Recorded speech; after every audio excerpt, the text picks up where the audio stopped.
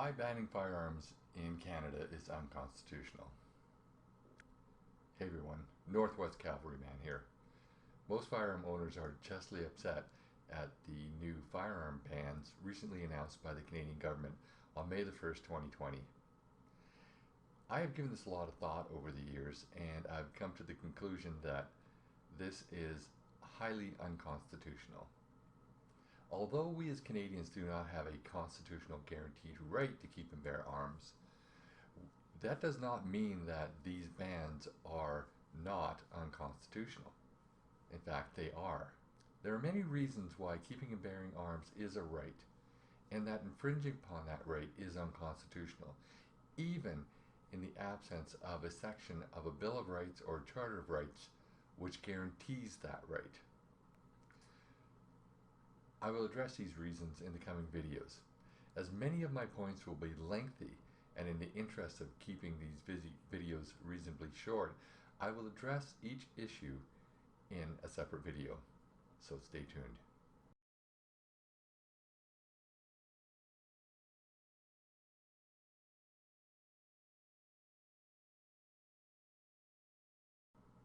The first reason why banning firearms in Canada is unconstitutional.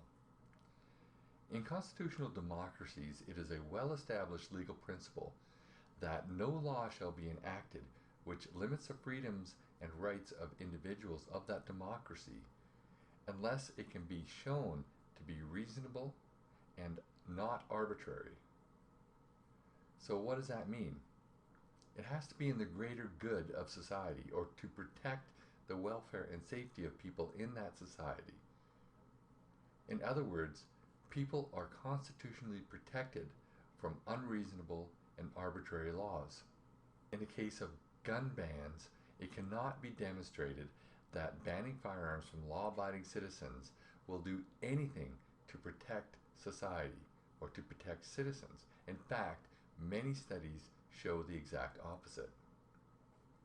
When one analyzes the stated purpose of banning firearms in societies and then compares that to the results, they can only logically deduce that firearm bans are ineffective. They target the wrong people. They limit the rights and freedoms of people who are otherwise abiding by every law and regulation. Therefore, laws banning firearms are unreasonable and arbitrary, and by extension, unconstitutional. When we speak of law-abiding citizens, we're referring to people who, by definition, follow all laws and regulations. These are not people who commit crimes. These are not people who use firearms inappropriately or dangerously. Therefore, it follows that these people pose no threat to their other citizens. There's plenty of evidence that societies which have tighter controls on firearm ownership are no safer than societies which have more liberal firearm laws.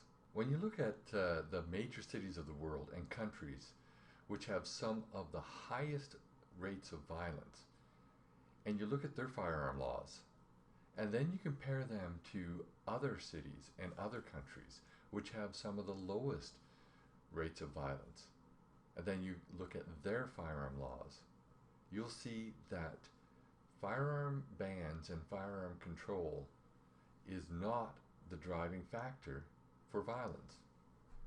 For example, London, England has extremely strict firearm laws, yet they have a higher homicide rate than New York City, where it is possible for residents of New York City to have a permit to carry a firearm. What have they done in London as a result? They've banned knives, and they put strict control on the purchase and sale of acid. So instead of dealing with societal issues and criminals effectively, they've started banning inanimate objects. Restricting the freedoms of people who are of good character and sound mind from owning firearms is unreasonable. It has never been shown to be an effective way to reduce crime or keep people safe. Therefore, banning firearms from law-abiding citizens simply because they scare liberals or were used in crimes by criminals or insane people is unconstitutional.